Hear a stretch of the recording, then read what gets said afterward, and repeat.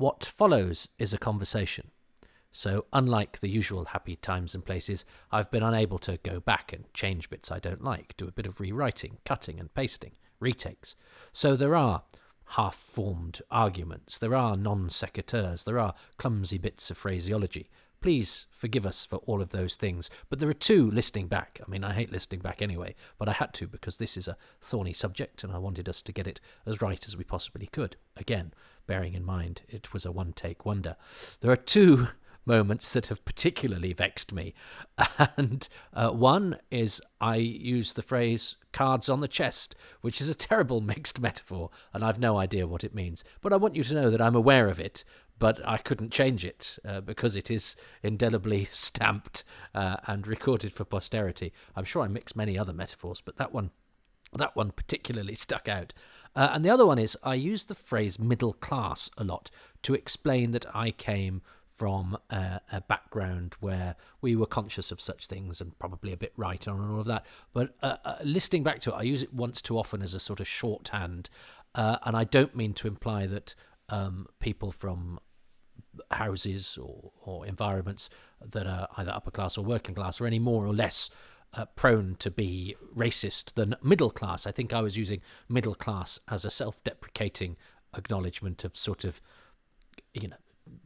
not to put, not to dress it up, wanky Guardian reading types. That's what I was trying to allude to, but I kept stumbling onto the phrase middle class, which, as I say, I don't want anyone to take away from that being that people think I think that middle class people can't be racist. In fact, I know of racism manifesting itself in middle class environments in a way that they themselves wouldn't necessarily think of as being racist. So middle class is, I think, unfortunate. I meant kind of, whatever impression you get from me, artsy, Guardian reading, lefty liberal type of environment. So yeah, I was just listening to that, it stuck out a little bit. There's probably loads of other bits that, as I say, we get wrong, or you could take the worst possible implications from because of clumsy phraseology, but don't, go with the arguments, try and engage. I'll be very, very grateful.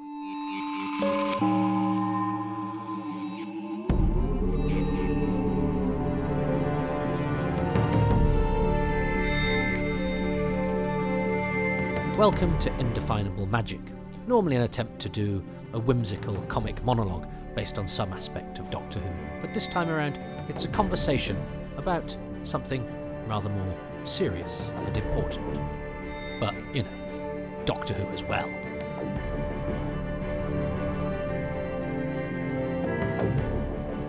Tonight's episode, Time and Race, Part 2. Presented by me, Toby Haydock, and with a special guest, Professor Tom Attah.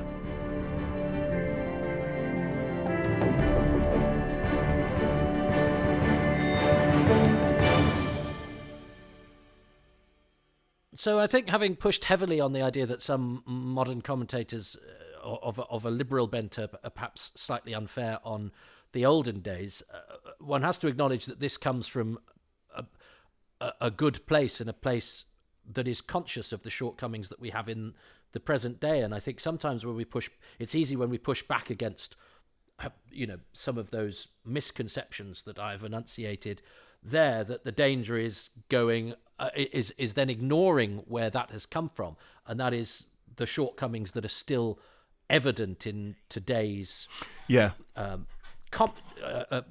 commentary. For the an example, and we still need to look back at the classic series, but I feel the need that I need to push back against some of the things I've just been putting forth, is that one of the things that struck me about the commentary about the casting of Ncuti Gatwa, and I would extend that to the using of Ellie Simmons in Strictly Come Dancing, where a short person was seen in a small person, was seen in the same way as some of the commentary about Ncuti Gatwa was, as some sort of imposition on the norm. What you talk about as othering.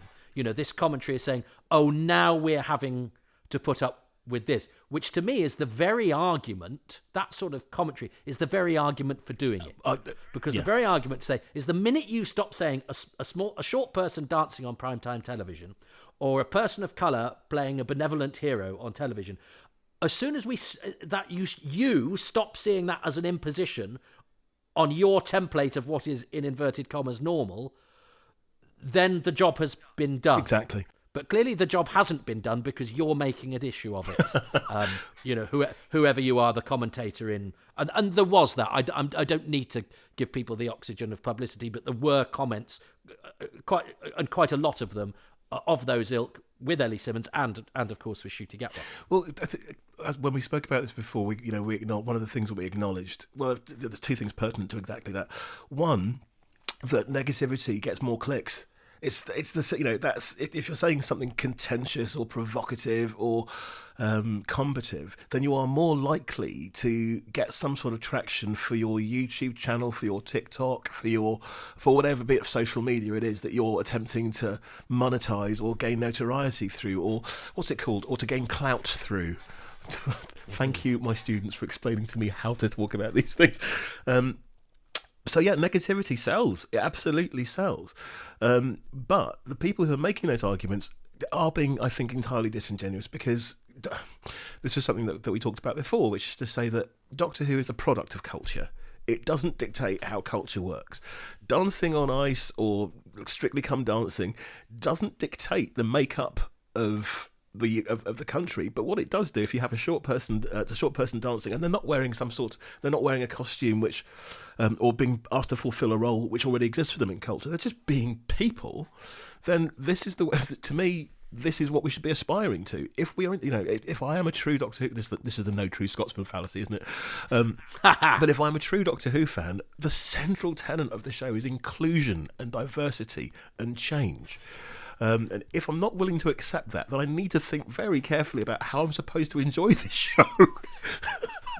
I mean, yeah, and I've talked about this at length about how the show's liberal doctrine is, to me, one of its strengths. However, having emerged from my sheltered upbringing where I only encountered one black person, I also didn't encounter any Doctor Who fans, and I was quite surprised there are Doctor Who fans for whom, and quite legitimately, the show is an escapist adventure full of zeal, fun and jeopardy, and they don't want to use a phrase, a leaflet handed out to them with that. Do you know what I mean? That any liberalism we take from it might be one, intellectual navel gazing, 2, accidental, or 3, wrong. There's an argument to be had that I tried writing a podcast called Doctor Who Made Me Right Wing. It was going to be a satirical thing, but I thought probably most people will listen to the first 10 minutes and I won't be allowed to stretch out the joke.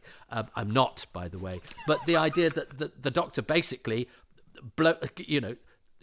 encounters beings he doesn't like, who invariably look a little bit different, and blows them up. And just because he occasionally gets cross when it happens to the Silurians, or occasionally gives a speech about cross-cultural understanding, there is actually also a zero tolerance for difference. Sometimes, which indigenous peoples like the Macra, whose colony, whose planet has been colonized by humans, don't get a look in because they look very different. So, in a sense, Tom, because we are both, liberal intellectual types, are we not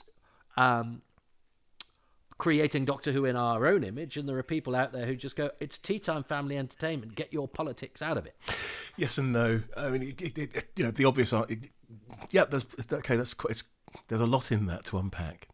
And so, I mean, I immediately think of, well, shall I not watch The Green Death then? Because it's got this very strong environmental message.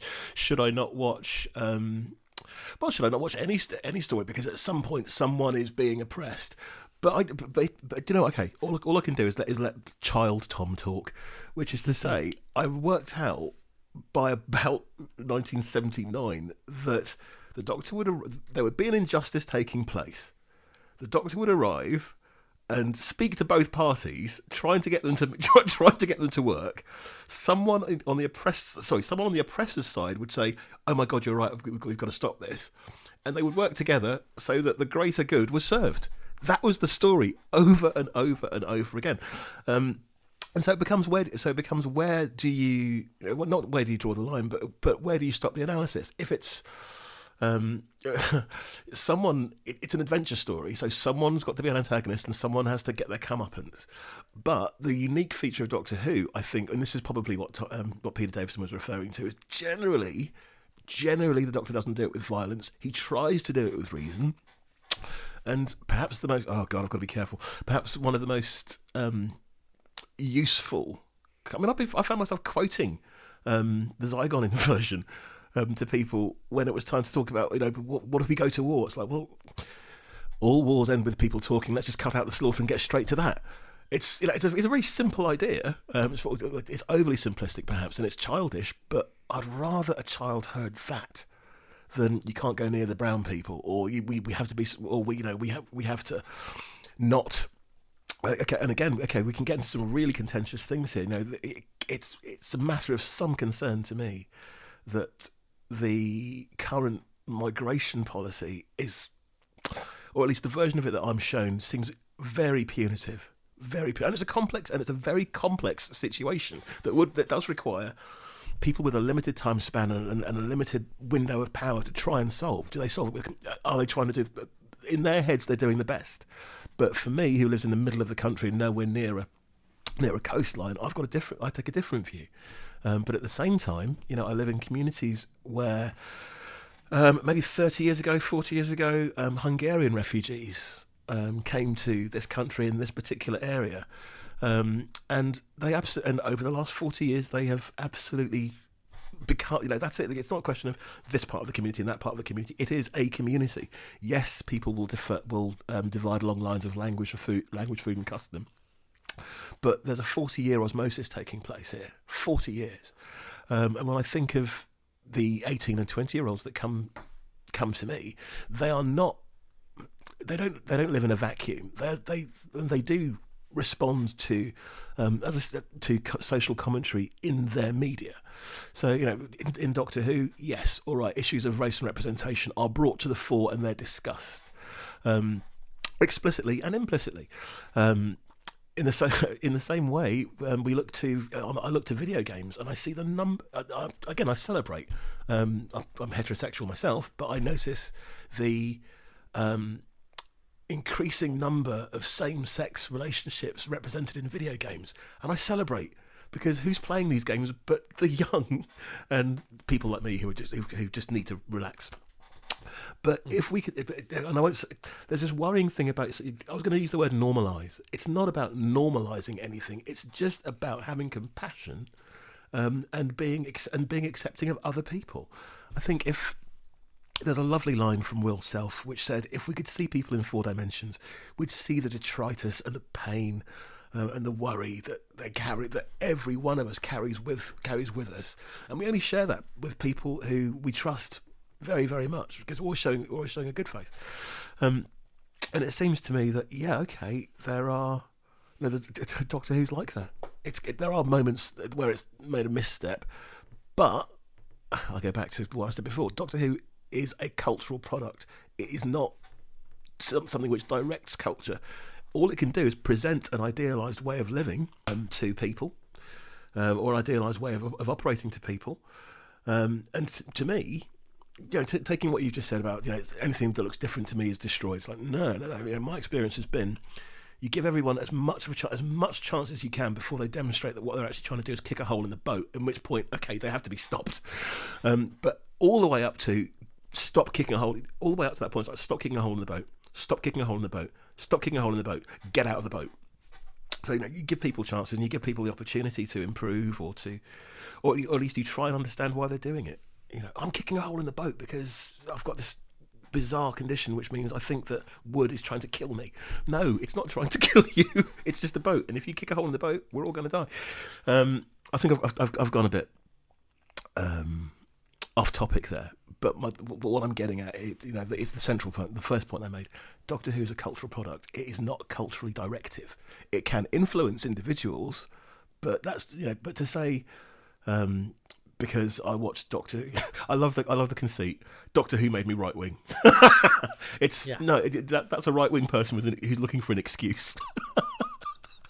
But it would be I think it would be an interesting exercise to write, because on a purely intellectual basis, I think you could make that case if you so desired. I mean, that's the whole thing about picking apart something that was designed to be disposable tea time entertainment. Yeah. But it was designed to be disposable tea time entertainment, and it's become a cultural phenomenon. So that's in a way a testament to its greatness. What I do sense in modern discourse, though, I mean, again, I grew up in a very liberal household, so all of the things that we took for granted, when you encounter other people, and obviously I think the way that discourse is going these days, I'm very interested in trying to understand where other people are coming from, people that even disagree with me. So, for example, when I was invited on the BBC to talk about Bill Potts, and this was couched as, so yes, I know Captain Jack, etc., but was couched as the first Doctor Who companion who was gay, certainly not a white heterosexual companion, and that had caused some talk on social media and all of that, and so the BBC addressed it by getting Rent-A-Gob on. Interestingly, but let's not escape from this, a white middle-aged middle-class guy, a white straight middle-aged middle-class guy to talk about a gay character of colour. And I went in, and the question I asked was, so is this an issue? And I said, no, of course it's not. And the presenter went, yeah, absolutely. Anyway, so what's going to be happening in the next series? Right. And I was like, oh, hang on, because the reason I've been brought in and the reason there is this is because people are talking about this, whether we like it or not. There are people out there, license payers, this is the BBC, who have this opinion. Now, I think they're wrong to think that Doctor Who shouldn't have a gay character front and centre, or shouldn't have an actor of colour playing an important identification role. But if that conversation is to be had, it is beholden upon us to, if not respect the view because we think it's flawed, to respect why people might hold it and try to unpick that. Because I felt then, I came away from that feeling, that conversation came across like what liberal people are sometimes and increasingly portrayed as in certain corners of media discussion, as the privileged liberal elite dismissing out of hand what might be an issue in some areas of people going, I can understand why people don't want any form of sexuality discussion of any form in Doctor Who, because it is in inverted commas, children's programme or whatever. I think they're wrong, and I don't think acknowledging the existence of gay people is in any way going to encourage anybody to be gay, or and even if it did, if that would be a bad thing. But I would reject the suggestion that people become gay because they're encouraged to by television programs. What it might do is it might represent somebody who harbours those feelings and make them feel confident and make them more self-assured in that, which is a positive and a good thing. But I think that discussion needs to be enunciated. Otherwise, it seems like the privileged middle-class elite or whatever basically dictating that argument's been had and won, shut up, you bigot. Whereas I think it's much more complicated than that. I would agree with you. The whole, again, if the idea is to hear all voices and to make a decision based on the experiences of all present. A viewpoint that I've heard expressed around specifically this, I think you began to touch on it earlier on, is that generally speaking, not for everybody, but for many people, their childhood is an idyllic time, and the things that we go to for comfort, not exclusively, but in many cases, come from our childhood. Of course, there'll be exceptions, but we worked out what our favourite food is. We know our favourite music, and if you are, if you're in your 30s, 40s, 50s, older, then it can be really comforting to go back to something from your childhood, and attempt to experience it in the way that you first did when you were 18, 15, 12, 10, whatever it was. Doctor Who falls into that, which is to say, I think, Doctor Who, for me, it's a wonderful childhood memory. When everything was changing, Doctor Who was absolutely there. And if you become too rigid about that, which Doctor Who fans can do, then any change to what you've understood and what you loved can be received in a very defensive way. Whether or not that change is actually a threat, it's like, oh, well, suddenly the Doctor's female, but the Doctor was always male, suddenly the Doctor's black. Well, the Doctor was always white. Was always. My own... it's a bit like buying children a pet, so they engage with the idea of passing and mortality. If you're going to learn something from Doctor Who, it's that change is inevitable, and it's generally, and whether or not you like it, it's that Colin Baker line, isn't it? Change, and it seems like a moment too soon. Now, again, that whole moment in Doctor Who history is again fraught with nuance and difficulty because of what happened with Colin Baker's time, and so I offer the usual caveat of, and oh my goodness, thank goodness for Big Finish, because then the actor can blossom and bloom and he does the job, and again, how great to see him in Time of the Doctor. It's just brilliant. Well done. There he is. No makeup. Wonderful. Just I am the Doctor. But yeah, people are very protective of things that they hold dear, and so. Again, this is not specific to Doctor Who fans, because I do see fandoms where they get really angry if something changes. I'm not going to name any because I just don't particularly I don't want to wake up with a horse's head in my bed or something. But generally, on the whole, Doctor Who fans do accept that things are going to be different. So I do get it. But Doctor Who was a very white show, very middle class, and a bit like Blue Peter. It had to change over time because it was no longer represented. Blue Peter had to change because it didn't really represent it. At one point, yes, it represented the viewership, but after a certain point, it really doesn't. If you've got no black people, no brown people, no women on it, then it's like it's not really representative of our audience. And Doctor Who's the same. So in summary, what I'm saying is I get that people are maybe resistant to change.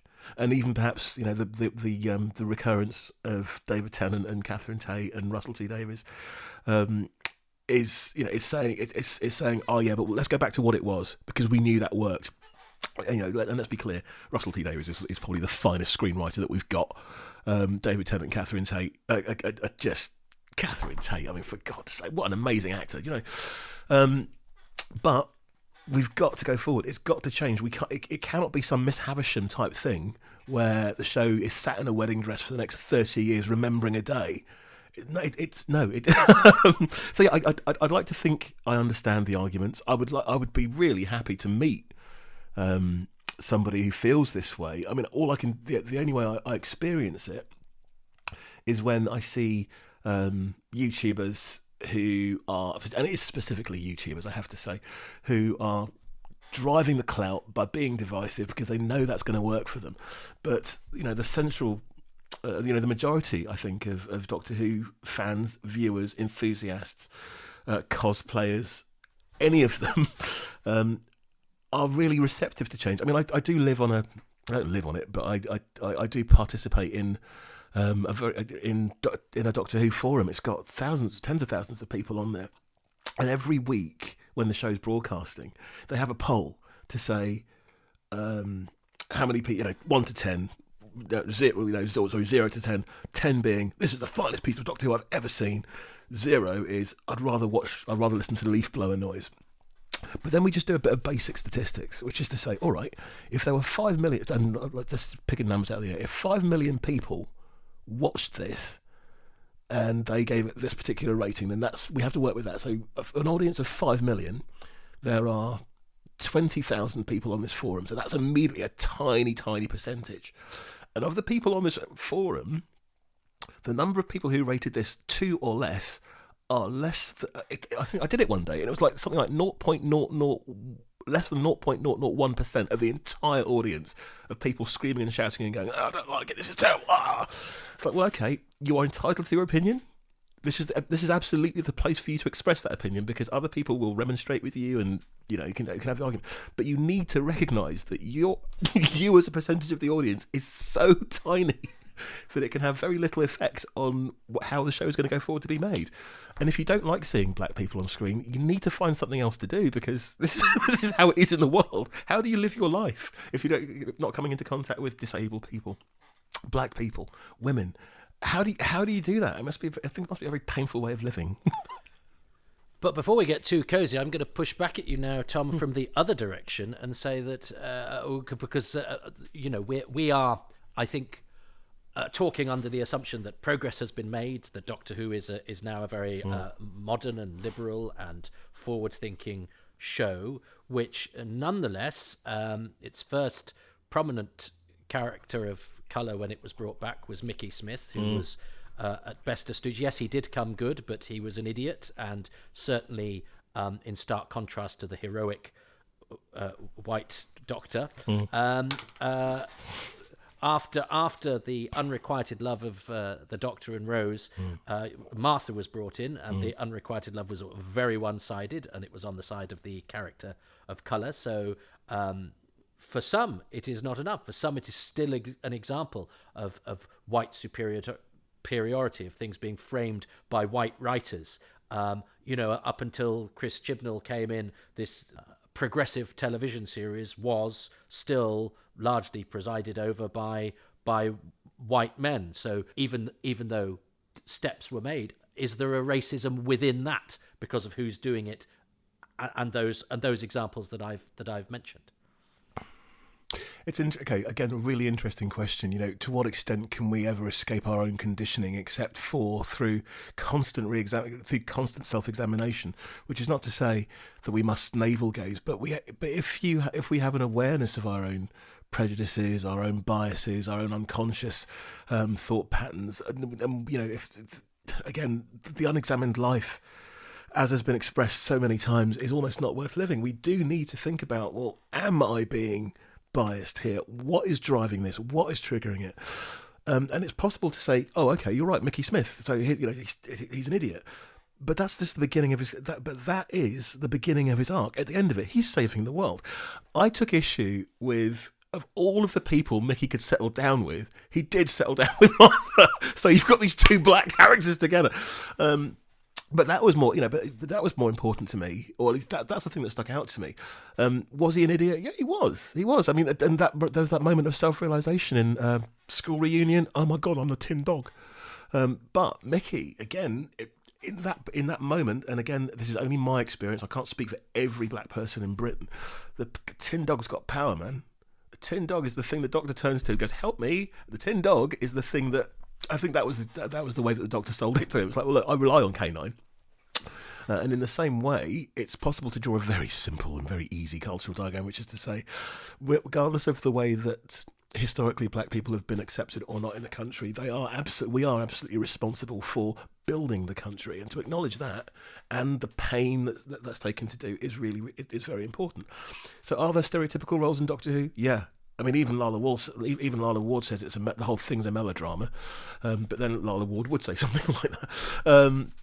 But yeah, I don't know her. It was just something I heard her say. I thought, well, that's an interesting way of couching it.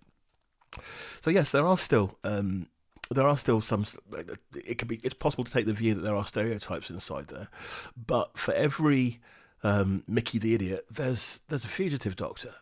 For every for every antagonist, there's a protagonist. We think of, I should have done a little bit more research of the latest series, but we see characters of colour and diversity in that.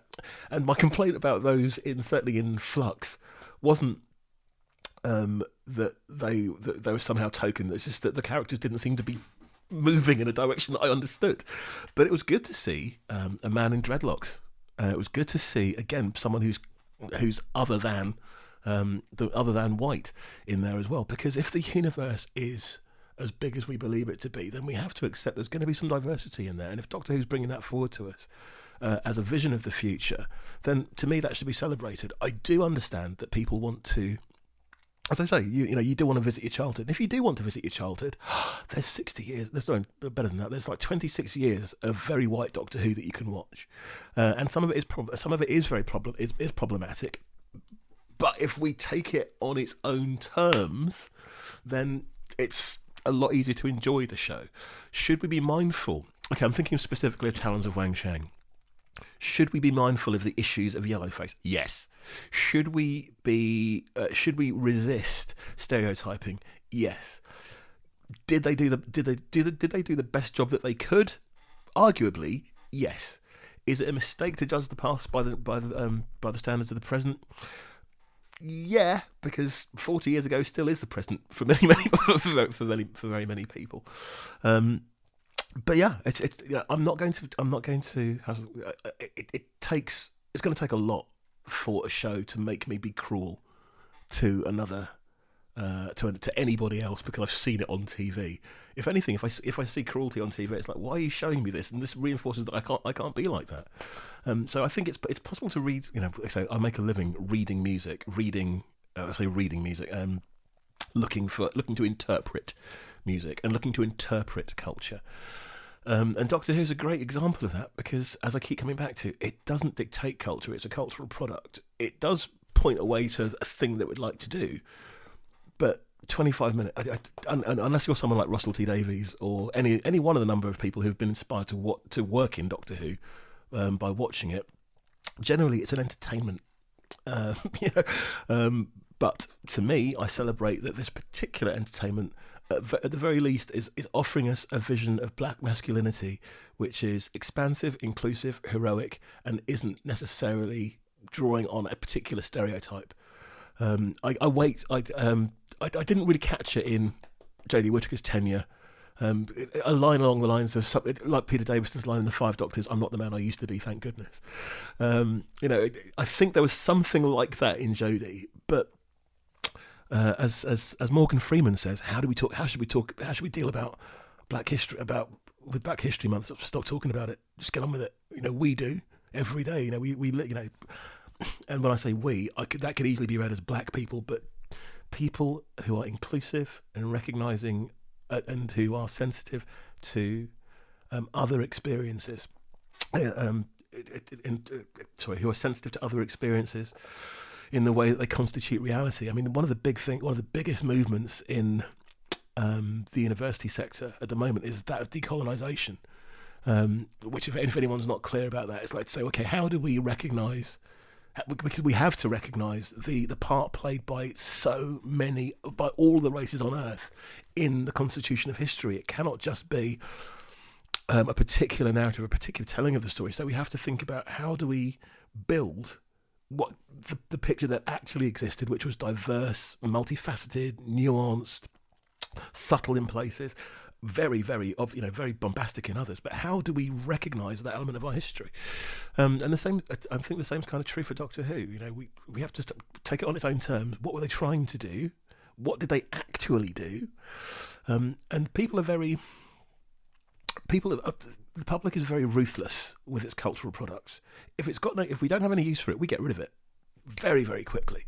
Think of shows like, sorry chaps, Star Cops, which was very, very short, and other shows that just didn't serve their purpose, and so up and down. But Doctor Who, there's something in it. There's something in that show which not only did it run for 26 years, the central message in it was powerful enough for it to come back and to be accepted on its own terms.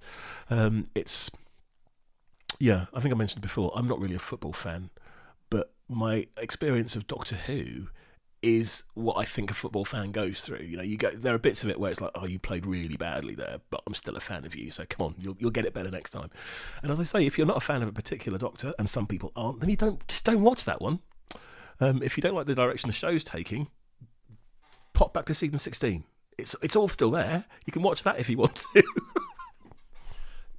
Going forward then, and bearing in mind the cultural landscape that we find ourselves within, what interests me, I think, with this is, I think it's fair to say Doctor Who has been quite self-consciously progressive. in a sense. I mean, Chris Chibnall, I'm not putting words in his mouth, I think said, I want to be doing shows that are about issues. He was self-consciously doing Rosa Parks and doing those sorts of stories that Doctor Who can tell. Yeah. And some might argue, well, actually, the progressiveness comes more through osmosis, and actually just very subtle bits of representation are perhaps more effective than a story that puts its cards on its chest, for example. And there are, I think, useful arguments at both ends of that. But what interests me is that there are also going to be probably missteps. I think, for example, the casting of Sacha Dhawan as the Master is one of those things where you go, we've got an absolutely fantastic actor. We've got an actor of colour playing a main part in the show. It doesn't matter that he's playing a baddie, because he's actually playing a character that has prior to this been played by a white person. But in his very first adventure, the Doctor weaponizes his colour against him with the nasty stuff. Now, I would say that casting came from a really good place. Mm-hmm. It was in practical terms, it was a triumph in the sense that we got a very good, highly respected member of the profession giving an exciting and different performance.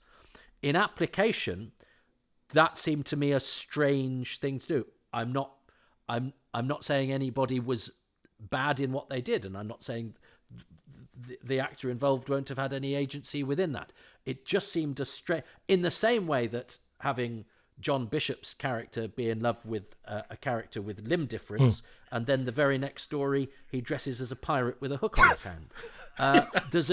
Is there not a danger there of going, it's all very well, again, you white, or largely white, but you show running metropolitan liberal elites in charge of much of the media. You make these noises, but you still do this stuff. And that actually a subtler approach is one that opens you less up to accusations of hypocrisy or mismanagement.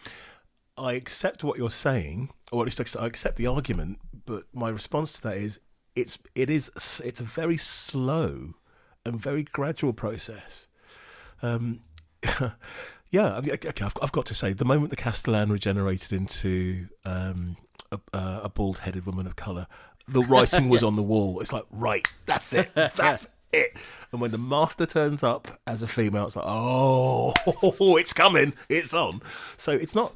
If the only time you register, that people register that these issues are being presented is when it's absolutely in front of you, and that's kind of to miss the story a bit, because it's been coming and it's been coming and it's been coming and it's been coming. So as I say, Castellan's on the floor. It's like, Doctor's going to be black. So first thing I thought was Doctor's going to be female, and then it was like, Doctor's going to be. And then here comes I keep getting this wrong. Here comes Joe Martin. It's like, Doctor is black. But is this the only way that you can do it, though? Is this as close as we get to it? And then he's shooting. It's like, oh God, this is perfect. It's absolutely perfect. So yeah, I mean, I can understand. I can see how some people might think that the cart is running a little bit too fast and it's being dragged along by the concerns, perhaps the liberal concerns of the day. But my argument is actually no. I think the cart is moving relatively slowly, and it's what it's doing is it's recognising the concerns of society and trying to pull us via an entertainment, because, well, so much of what I say is Doctor Who quotations, but we're all just stories. And if we're in the process of telling stories, which is what Doctor Who is, then we should look to tell the most instructive story that we can. Many years ago, I heard myself repeating over and over again, "Only a fool would curse a stranger." I don't know where I heard it or if I heard it anywhere else, but that's something that came out of Doctor Who for me. If I don't know who you are, why am I immediately going for you?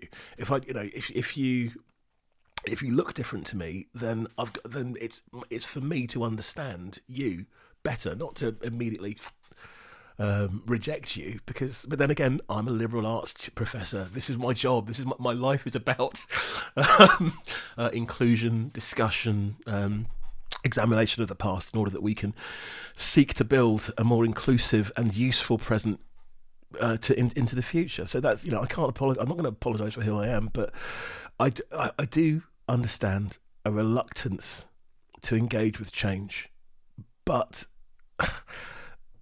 the lesson of life is that you are going to change. This will always be, and a show like Doctor Who puts that front and centre. When I think of Chris Chibnall, to be celebrated, he was the man that said, "Okay, Jodie, you're cast. Here's Russell T Davies, Shooty, you're cast." Because again, I don't know Shooty Gat was worked much. I've done what most Doctor Who, and because I don't know sex education very much, but I've looked at it and it's like, well, of course he is, of course he's the Doctor. I have to say I felt very sorry for Chris Chibnall because he did that thing of casting a black female Doctor, and of course there was a section of commentary that went, "Oh right, so you cast a black Doctor, but it's not an official one; it's an adjunct one." And I sort of go, he will have gone, I've done a thing here. I've been progressive here. I've reset the balance. I've changed the conversation, but it's not enough, or it's not done in the right way, and it's so hard. Yeah, yep. How can I put it? So politicians do politics, musicians make music. Painters make pictures, fine artists make statues and jewellery, storytellers tell stories. All you can do is make this product, and to work together with a huge number of people to make this statement, make this production. And it's the old thing, isn't it? You're not going to please all of the people all of the time, but 5, 6, 7 million people turned in to watch this. I was going to start talking about ratings, but that's not important. Yeah, I mean, the worrying thing, maybe you will know this as well, and anybody who's listening who does anything creative, is that if there's 100 people that tell you what you've done is great, they enjoyed it, it's absolutely contributed to their life, and one says, "Well, that was a bit shit, wasn't it? What do you think you're doing? You're not very good, are you?" All you take away from that is the one. Absolutely. But the work will stand on its own. And the thing about audiences, it seems to me, is if, again, they're ruthless. If they're not interested, they don't come back. And so as much as there were people, if I say this, it's going to give away who it was. There was a guy on YouTube who was always going on about Dr. Karen, and it's like, oh, just stop.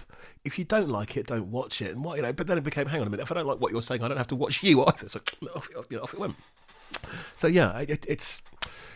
And I'm conscious of your time. So, but I also, we talk about what we take from Doctor Who, and we've been trying to understand other people's points of view. I've often been trying to put other people's points of view. As I say, even though I've sometimes personalised the sentences, I'm not necessarily putting 100% my own point of view. I'm inhabiting an argument, sometimes contrary to yours. But this is me talking now. One of the things I take from Doctor Who, particularly his arch nemesis, the Daleks, is that the ones you have to be frightened of are actually the ones that are certain. And I find myself instinctively reacting to things, often change, often things that are different from what I'm used to. I like things to be the same. I'm a creature of habit. I'm talking just sort of, my day-to-day life now. And then when I stop and think about them, I think, oh, that change doesn't actually bother me and actually might give me a point of view. But I have to stop and I have to intellectualize it. But I do that because I'm a navel gazer. I'm not one who's short of, as you can tell from anything that I've done, if you've had the misfortune of listening to it, if I go down different paths and alleyways in order to cover all bases. I enjoy it. And that's what and that is, what we are... whatever change we want to make, actually the change has to come. The one thing we know we can change more than anything else, society, the program that we love, the attitudes of others, is ourselves. Yep. So constantly questioning where one comes from in terms of the assumptions that we make is probably essential to negotiating an ever-changing, an ever-evolving world. This is why I'm grateful to my kids, for example, who give me a perspective I might otherwise not have. Exactly. This is why it's important that I now have loads more disabled people in my life than I once did, because they all know each other. But you suddenly get perspectives that you otherwise would have been denied, and this is where representation becomes important. If people that you might not otherwise encounter are represented on your screen, not necessarily in a proselytizing way, but just in terms of being there, you might change your view or you might change your outlook. So I therefore ask you, Tom, if the talent, as has been, I have read suggested somewhere, The Talons of Weng Chiang is my favourite classic series story.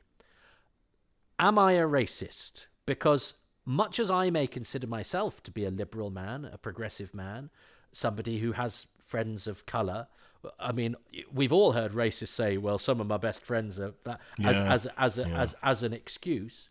Well, I have to be open to the fact that I may be one of those things, and that my lofty and easily held liberal views are very easy to hold because of where I live, where I come from, and who I hang around with, but that I might have elements within me that I should, for my good and the good of society, and for the sake of honesty, have to examine and go, well, are those things that actually are they problematic, and I need to take a good look at myself before I start throwing ideas out to other people. All right, now that's it. Okay. There's two things. Well, there's plenty of things inside what you said. The first one that came to mind, and you might have heard me tapping because I just wanted to be sure, was to be suspicious of people who are certain. You know, that's the Daleks. They are absolutely certain. But I will go back to what I mentioned earlier on, which is to say they've got their reasons. They're like that for a reason. And you know, part of our compassion for the Daleks, if that's the word, is understanding that they're like that for a reason. You know. Similarly, they're frightened. Oh, all you hear in the voice of a Dalek is fear. Exterminate! Get it away from me! Get it away from me! We are in charge! No, it's like, yeah, okay, calm down. But again, they're like that for a reason. And you're right, it's fear. And, you know, that's one of the... Well, I've got to be careful how I phrase this, but one of the things I've always thought about people who have issues around race, and we didn't really get to this idea about race being a social construct, but you know, maybe another time, is... What are you frightened of? What do you think is going to happen if you just listen, if you just look, if you just eat the food, if you just listen to the music? What do you think is going to happen?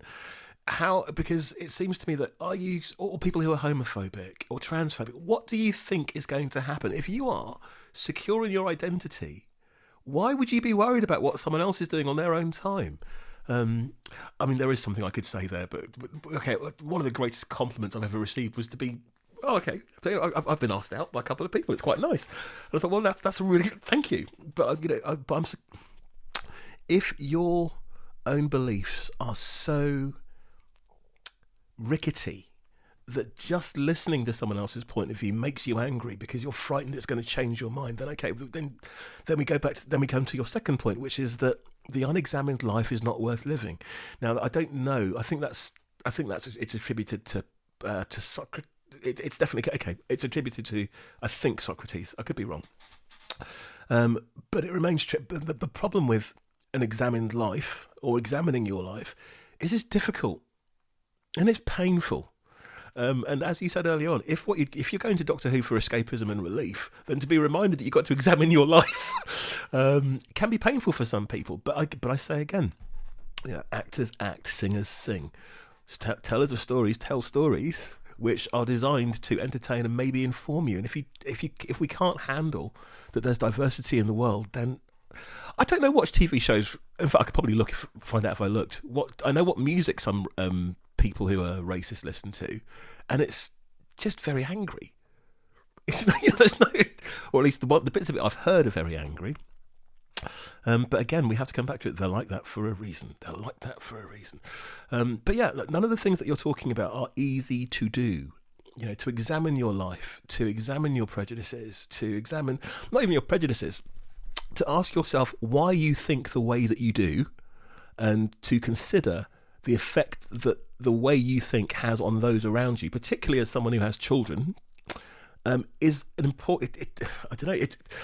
There's a tendency in an atomistic age of instant gratification to think that we should come to understanding immediately. The entire story should be available to us. But everything about our life experience tells us the opposite, which is we can never know the end of the story. We can project how it might go, but as Soren Kierkegaard says, life is lived forward, but it can only be examined. It can only be understood backward. I can't think of a more Doctor Who thing for a philosopher to be saying. So yeah, it is difficult. It is sometimes traumatic. And the telling of stories and the provision of art is there, I would argue, to help us with this process of self-examination, to help us with this process of understanding ourselves and our context and the worlds that came before us, and perhaps even the worlds that come after us. It is not, if you're lucky enough to never be troubled by doubt, to never be concerned with pain or heartache, then you're probably a Cyberman. And that's... I don't know that's, some people would run towards that, but I think the majority of right-thinking people would run away. Okay, but what about people who don't care? What about people who just say, I just want to get on with my life? And for example, we have a cultural landscape now that I think is fascinating and that is very rich, and things like Hamilton and Bridgerton, which do this very cleverly. Oh, yeah. Bridgerton's created its own world that I don't think you can argue with, because it says... this is a fictionalized person using all the trappings of period drama, but all the talent that we have at our disposal in the... Hamilton, I think, is even cleverer. It tells the story of the founding of the America of today with the demographic and the music and all of the cultural influences of today, but it tells that founding story where that landscape was obviously different, but it echoes forward to what it has become and uses all the advantageous creative elements of that, and I think is a superb piece. We agree. But then we come to things, so we've sort of, and again, we don't like this word, but let's everyone cut each other some slack. We've normalized elements of that. However, we've also recently had a black Anne Boleyn on a television program. Now, I would quit. I listened to somebody slagging off Hamilton who was going, well, it's just rubbish, and I was going, I've seen it. I thought it was great. I was going, I fear you might have an agenda here, but that might be being unfair. But judging by the person that it was, I thought it's just a massive coincidence that the big multiracial musical is the one that you happen to think is overrated. Right. But let's not. But I could equally argue there are people who would watch a programme with a black Anne Boleyn. I went to see a Royal Shakespeare Company production of the Scottish play many years ago. An old Seawood was played by an old white actor, and young Seawood was played by a young black actor. One of my classmates said, why is old Seawood white and young Seawood was black? And my teacher, bear in mind, as I said where I was from, Ludlow, said, well, no, that's just a thing that happens in theatre where the colour of the actor isn't important, it's the part that they are playing. Beautiful. And anyway, you could, and blah, blah, blah, and talking about colourblind casting, and we were all sort of theatrically minded people, so we all just went, oh, yeah, okay. Yeah. And that was a very simple lesson, very, very quickly learnt. Fast forward to today, you now have a black Anne Boleyn, and you're supposed to say, well, colour, and I remember having this conversation, I said, well, it doesn't matter, it's the actor in question, should be the best actor for the job. And I've rejected the idea in the past where somebody might say, well, blacking up is okay, it should be the best actor for the job. And you go, well, in that case, if you don't think the best actor for the job of playing that black character is a black person, what are you saying about all of the black actors? Yeah. That surely the best person for the job is a... And the argument is then how come a white actor isn't the best actor for the job of Anne Boleyn? Again, I think I said this, is the colour blindness a two-way street? If it doesn't matter that an actor is black, should it matter that an actor is white? And I remember discussing the Anne Boleyn thing with somebody, and somebody said, what, so should you play the chief in Zulu? And I was like, well, no, that would be ridiculous. And they were like, oh, so it's not ridiculous. So it's ridiculous if you do it. And because I was brought up on the theatrical tradition of being, I think colourblind is not a useful word, but of just going, well, I can live with that because I'm used to it and I understand it. But I brought up in a very middle-class theatre-going environment. If somebody down the road from me says, I watched this thing about Anne Boleyn and she was black, I don't get that.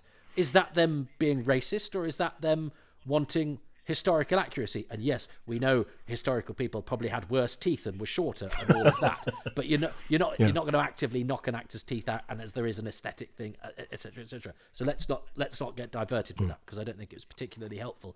But it's about how to convince people, again, outside of our bubble, maybe, that we don't have double standards in some of these regards. Again, it's that going back to examining your own beliefs and scrutinizing them in an honest way, and that they might have contradictions, because I do sense a contradiction there, although it is one that I can happily live with, because I think progress is sometimes involves those sorts of compromises, and what comes out of it is more representation, and that's fine. I equally wouldn't scream racist at somebody says, if I watch historical drama, I want all the people to be played by people who were the colour that person was in history.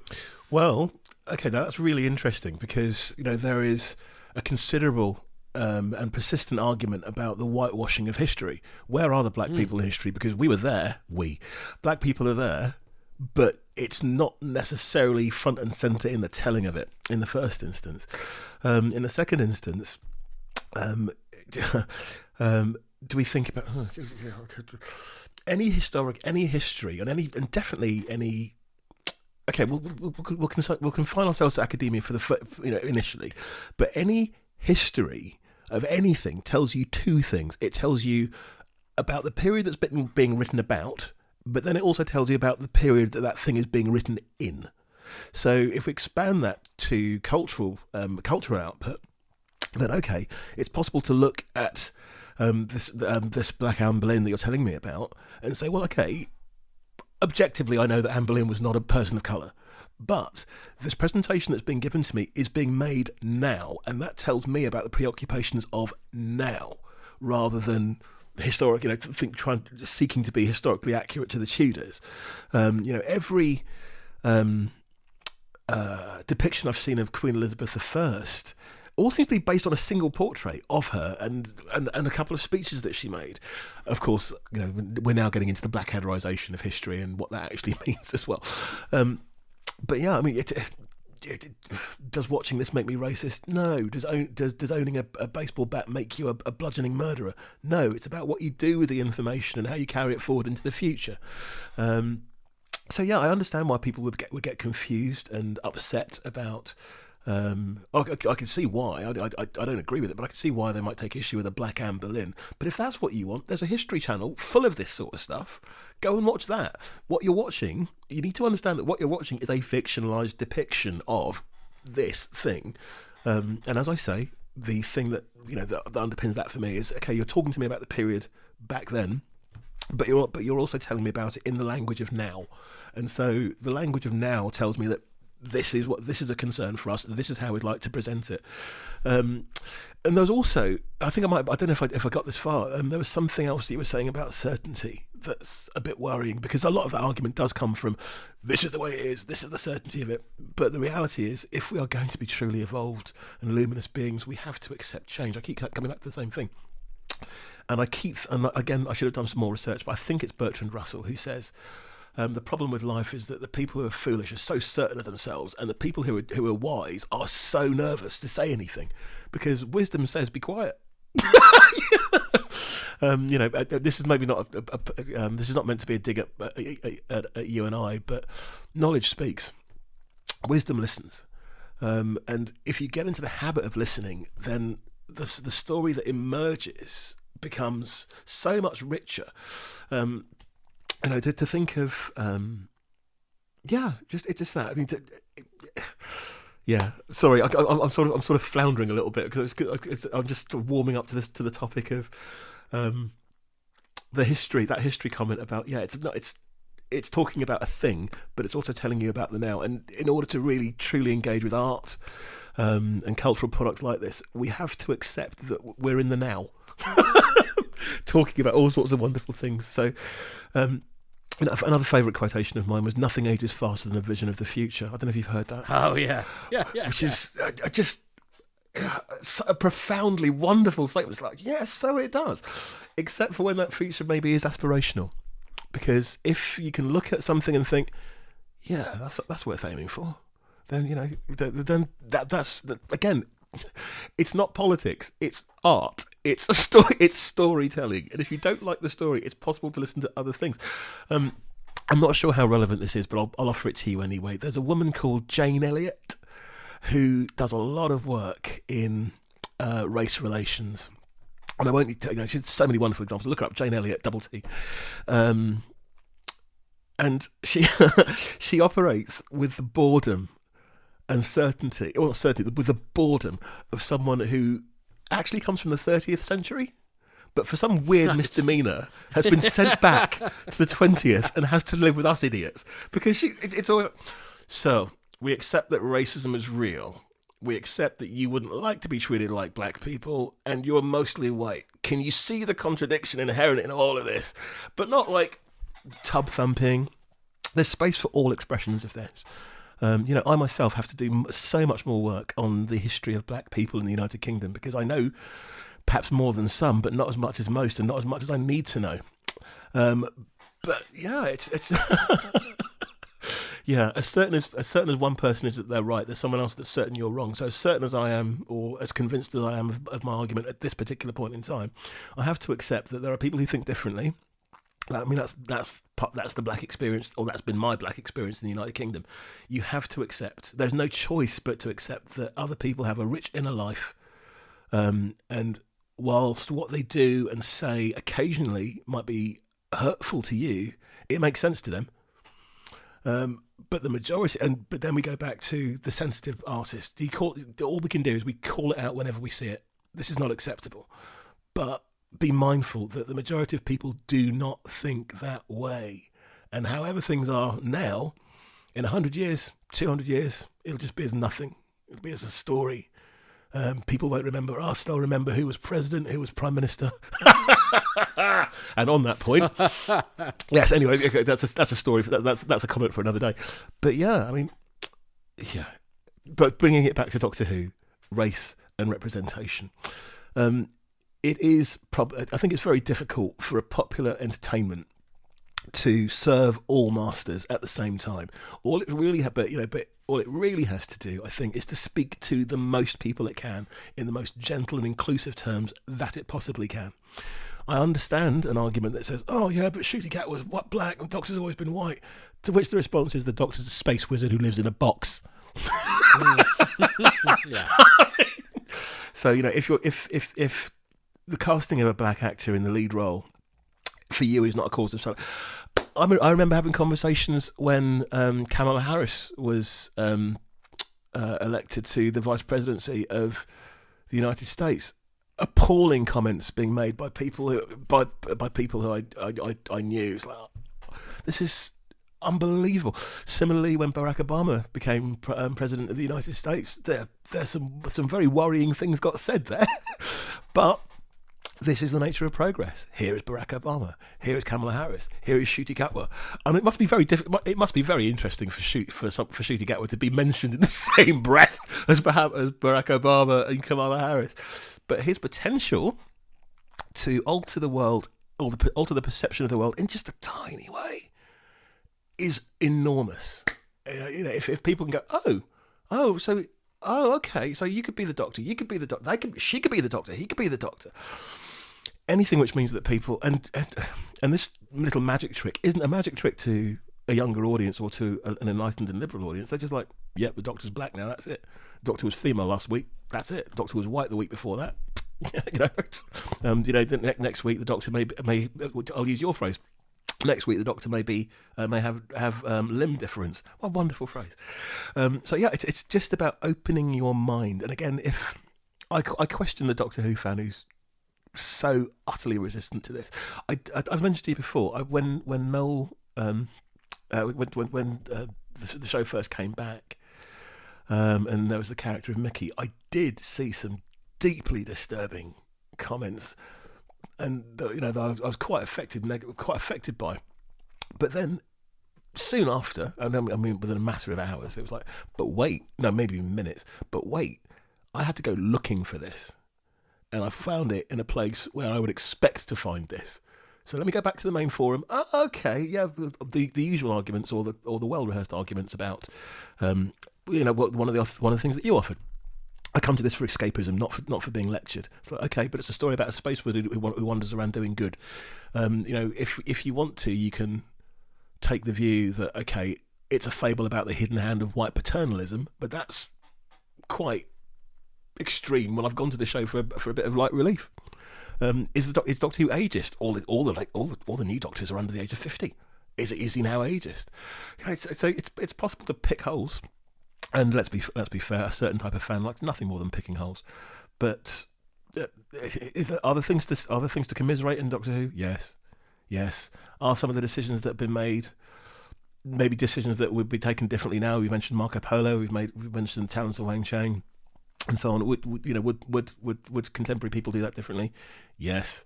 Are they trying their best? Yes, they are. Are they using the best tool they have to tell the best story that they can? In my view, yes. And if I don't agree that that's what they're doing, then I can go and watch something else. I can go and watch the football. Sorry, that turned it into a bit of a rant. No, it's good. And I like, just to pick up on the Anne Boleyn point, it's very interesting that programme, in fact, tomorrow it will be history, and tomorrow could be in 10 years' time, but it itself will be a piece of history. Yeah. Currently, it's a bit of present that we're wrestling, but it will be a reflection of the times in which we live, which I think is fascinating. The times in which we live are constantly evolving, and obviously, this was bred. I'm going to try and bring us to a conclusion now, and I'm firstly very grateful for your time, because I'm sure you've given more of it than you expected. An immutable fact of me is that I am a white person. You talked very interestingly just now about how the people that are saying the important stuff are sometimes afraid to say it, and you can tell how I'm how I've in fact probably stumbled around quite a lot here, because I'm conscious that my place in the argument could lead me to criticism of, one, being the paternalistic white guy, or two, being the apologetic middle class white guy. And I think I've probably inhabited both of those positions. Funny enough, in my trade now, it's become quite de rigueur for comedians. I became an alternative comedian, for want of a better phrase, which was a backlash against the old racist tropes that were doled out that I thought were quite dangerous and reductive. And we very much did very consciously social conscious stuff. I interestingly spoke to the daughter of a television writer who wrote a lot of plays that were socially conscious and about black people, and she was like, please don't flag that up in what you're writing about him, because that looks awkward to me, because he was a white man doing that. Now, when he was doing it, was a progressive thing to do. For her, it was a bit like, I'm a bit, there should have been black people doing that, and there weren't, and so again, landscapes change. I mean, the landscape we have today, it is quite de rigueur for comics to talk about that all-encompassing phrase, white people do this. I slightly flinch at that, not because it hurts me, I'm relatively safe, but because I feel I don't like racism, and I think racism is something that can be directed at anybody, and the perpetrators always think that the victim, for want of a better word, of their prejudice or whatever it is that they're doing is immune to it.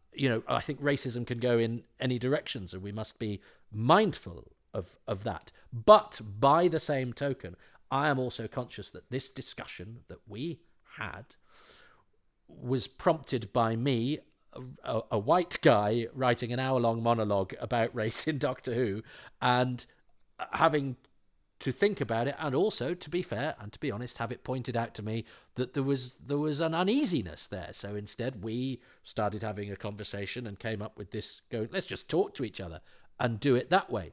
But bear in mind then, as we come to the end of the conversation, is there anything I could have done in this better? Is there anything that I've got wrong?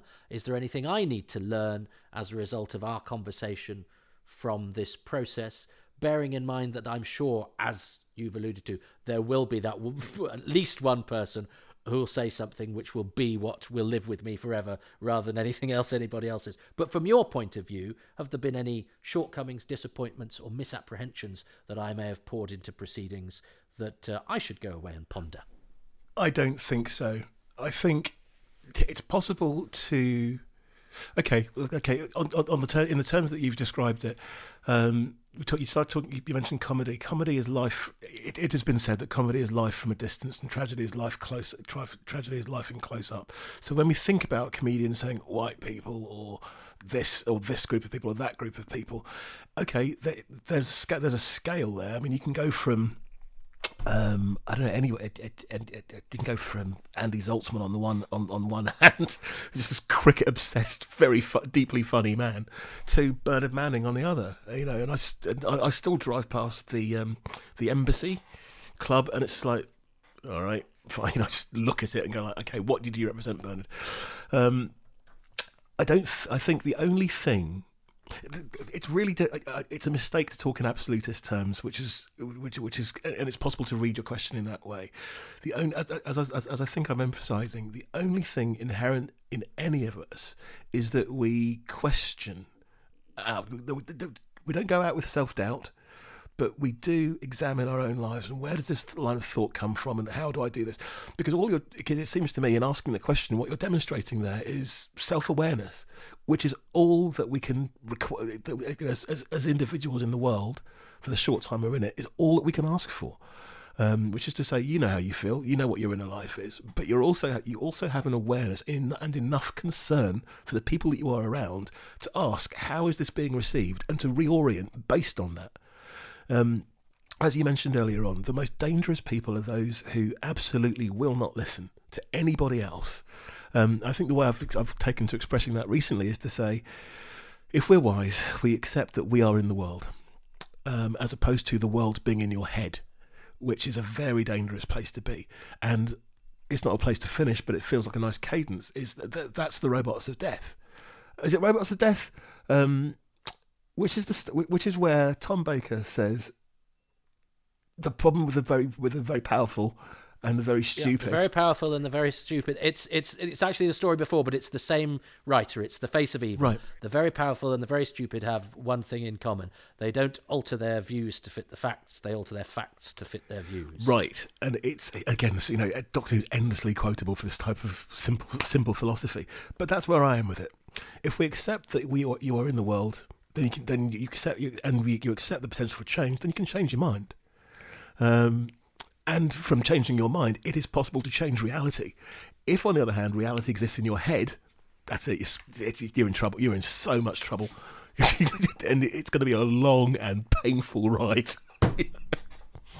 Well, Tom, before we finish, I do want to say one thanks for being open to this and for approaching it so sort of fastidiously. We didn't plot this in the sense, but we did have a pre-chat and we exchanged a few emails because I don't think we wanted to come into it glibly. But this was not scripted, so please bear in mind that there will be turns of phrase, there will be ideas, there will be alleyways gone down. I'm not going to particularly edit this, I don't think.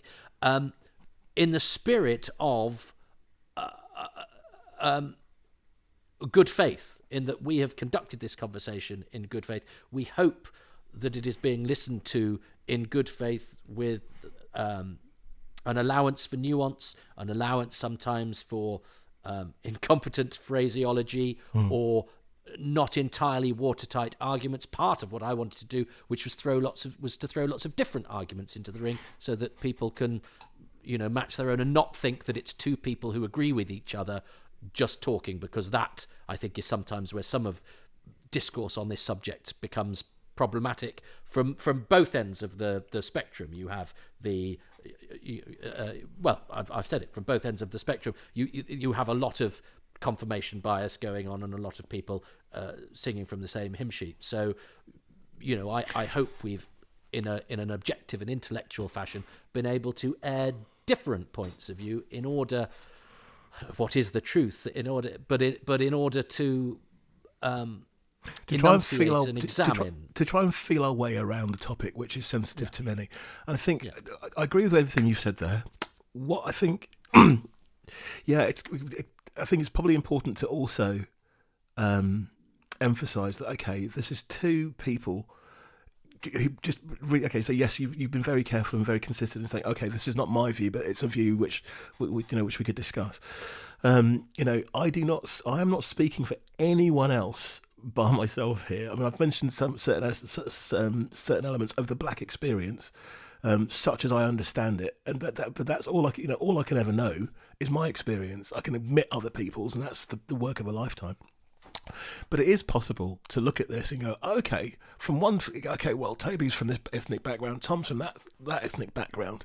But what you have got are two middle-aged men talking about Doctor Who, so there's that huge commonality there as well. Very true. Well, I suppose then summarise, Tom, not just, the subject and what we've just done. Is it useful? Have you said everything that you wanted to say? And well, let's and do you think we've done it for do you think our reasons for doing it are sound and we've achieved our goal? Okay, so we said we wanted to talk about race and representation, and we've opened that up. In fact, the key thing is we did say that this was not about providing answers to questions. It was about having the conversation in a way that others might feel moved to comment on, or at least if they didn't want to comment, that they could go away from listening to this, thinking, well, okay, well, that's something else to consider, and I can now include that in my process. We said we wanted to talk about race and representations, and it's a huge topic. We've done it as well as we can in the time relative to Doctor Who. We've talked about the new series and the classic series, which is what we wanted to do. We talked about cultural products and how those are received, which I think we've done. But yeah, I don't, this wasn't about solving the problem. It was just to have an open discussion about it and to be honest. So yeah, I've quite enjoyed that. If we have to do it again, then fine. Well, Tom, and I'm afraid no Doctor Who podcast, even one of serious intent and mutual understanding, could go without the question, Tom. I have to put it to you, and I'm sorry if it's a difficult and tricky one, but what's your favourite story?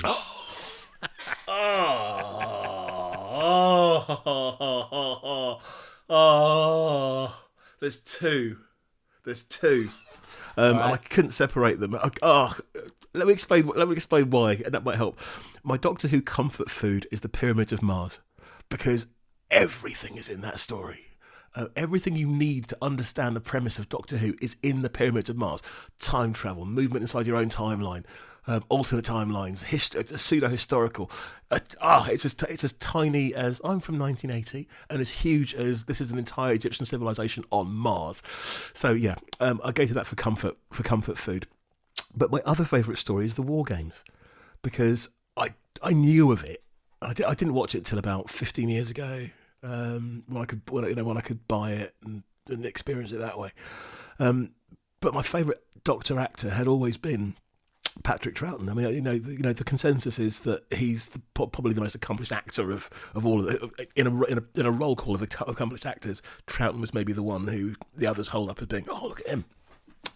But the scope of the story, and I know it's a lot of escape, capture, runaway, capture, runaway, but it was just glorious. And by the time we got to the two-parter that finishes it off, I was in tears when the Doctor got sent down. So yeah, I enjoyed that. Until now, I'm thinking the other one I'd probably sit through again would be the Daleks Master. I can't watch it, I can only listen to it. But the Daleks Master Plan, huge, epic, giant-sized story. It's wonderful. But yeah, if I had to pick one, Pyramids of Mars. Well, I love the fact you chose Pyramids and the War Games, because the War Games has a genuine actor of colour playing a very positive black role, Rudolph Walker, and the other one has a white actor pretending to be an Egyptian. So even in your two choices, you have covered the issues of the day. Tom, I'm really grateful in the spirit and brilliance that you have, and insight that you have brought to this, and thank you for allowing me to do it with you. Thanks, Tom. It's a pleasure, man. It's a pleasure. Thank you very much for the invitation. It's cool.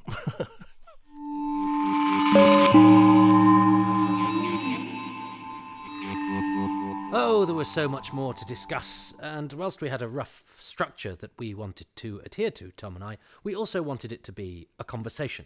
And so that is what you got, with all the freewheeling lack of structure and probably uncompleted thoughts and sometimes wayward digressions that go with that. Not perfect, but better, I think, than the restricted nature of a typed, character-limited internet discourse. Even now, things are coming to me that I wish I'd said. We didn't mention Cotton in The Mutants, a story with a fantastic idea at its core. Earth, i.e. the British Empire, interfering with the natural development of a planet, and that has catastrophic effects on its people. And in that story, there is one of the rare 1970s black actors, Rick James, playing Cotton. Now then, is his name deliberate? Did they deliberately cast a black man in that role, his moniker echoing the cotton fields traditionally picked by slaves? A bit of nominative subtext. If it's deliberate, it seems potentially uncomfortably on the nose. If it's a mistake, well, that could be equally discomforting. What were they thinking? What we do know, however, is that a black actor was sought to emphasise the colonial aspects of the story. Laudable intent. Indeed, would we be more or less comfortable had all of the indigenous Solonian characters been cast as actors of colour? That, too, would now have its own ramifications. But it's an attempt to put a rarely seen black face at the centre of the action, the casting of Cotton. And that, it's fair to say, also backfires, because the actor in question, Rick James, is, bluntly, terrible. And yes, I know, his dialogue is written in urban English colloquialisms. Are they Cockney? Maybe. I don't know, Christopher Cole as Stubbs does Liverpudlian, and that works. But whatever, it clashes with James's own Antiguan inflections. But I think it's too generous to say that's the only issue with the performance.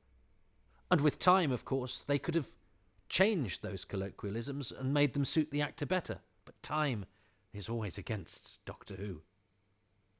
What is known is that director Christopher Barry had tried some established and experienced actors of colour for that part, Kenneth Gardner and Johnny Secker, but they weren't available, or they didn't want to do it. And so he went with James, whose performance is somewhat compromised. Now some might say, well, that doesn't matter. The representation is key, and giving such roles to black actors encouraged younger black Britons to see themselves on TV, and to then have ambitions that might otherwise have been denied them. And that is exactly the sort of thing that a public service broadcaster should be doing. If all the people pay the licence fee, then all the people should be represented by it. And it's not like there weren't many not very good white actors on TV, or indeed on Doctor Who at this time. The other argument, though, is that excellence should be striven for at all times, particularly by a public service broadcaster. Otherwise, you open yourself up to accusations of tokenism, and they actually then work against the positive aspects of representation.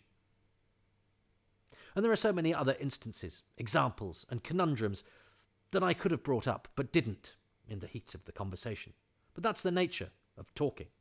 But I hope that what we did do was at least delve into some interesting areas, and that having Tom talking provided much more context than I ever could. I wanted to illustrate, though, that we only scratched the surface, and that this was no way ever going to be a definitive assessment. We needed the latitude of natural conversation flow. And yes, I'm not unaware now that this whole piece is bookended by a monologue from the white guy. But that's because this is Toby Hadoke's Time Travels, and I needed to slightly adhere to the usual format, and also because I wanted an opportunity in this postscript to thank Tom for his game approach to this, and to thank you too for, I hope, listening to this in the manner that it is presented, with openness, with acceptance of nuance, and, an acknowledgement that this stuff isn't necessarily easy, that sometimes we get it wrong. But the people getting it wrong isn't necessarily the end of the world, or a sign that they are evil. Only by getting things wrong, after all, do we know what is right. Mostly, to be honest, I hope this was interesting and entertaining. That's the main thing. And the same could be said for Doctor Who. But if it makes us talk to each other as a result, well, then that's surely a bonus. Thank you for listening to Indefinable Magic. Race and Time, or Time and Race. I couldn't decide, so I called it both on different occasions. It shows how even-handed I am with both sides of the argument. I'm Toby Haydock. I'm the presenter of this podcast, and my special guest on this occasion was Professor Tom Attah, who can be found on Twitter at Dr. T. Attah.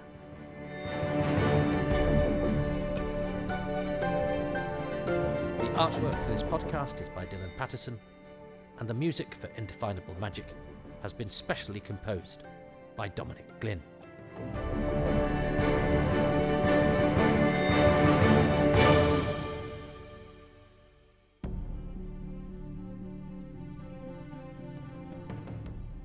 I will be forever grateful to the patrons who make these podcasts possible, and they include Stephen Moffat, not that one, and Ruben Herfindahl, David Trainier, Frank Shales, Risto Matti Cirillo, Barry Platt, Adam Parker, Graham Knott, Kevin Murdoch, Roland Moore, Nathan Martin, Philip Marsh, Gavin McLean, Ian K. McLachlan, Joe Llewellyn, Ian Key, Chris Hyam, Siobhan Galichon, Jason Gorman, Paul Dunn, Chris Dunford-Kelk, John Deere, Grant Davidson, Richard Chalk, Paul Cook, Jenny at Bluebox 99, Nigel Bromley, David! I hope you want to remain anonymous, David, which is why I've said only half of your name. Tim Arding, he doesn't want to remain anonymous. He wants me to shout it from the rooftops. No, he doesn't. Well, I don't. He might. He's not said. But hello, Tim. Nick Tedston, Neil Tate, Richard Straw, Christopher Meredith, Rob Leonard, Ronald Hayden, Peter Harness, James Curray Smith, and Peter Burns.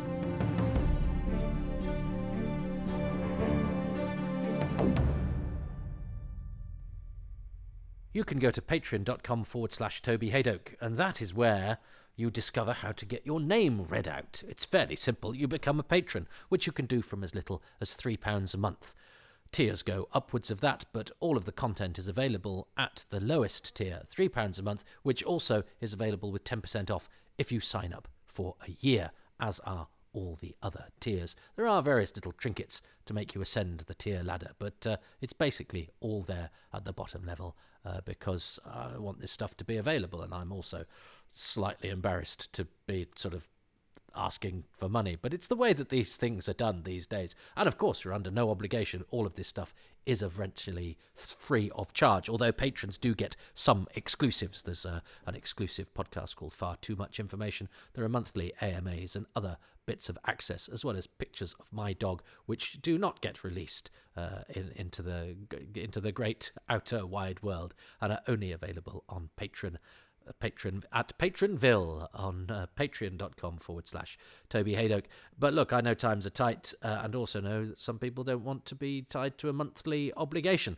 So you can go and do a one-off donation if you like at kofi.com/Toby Haydock. But it's not all about the money. It's mostly about the listening. And I'm just grateful that you are out there digesting this stuff.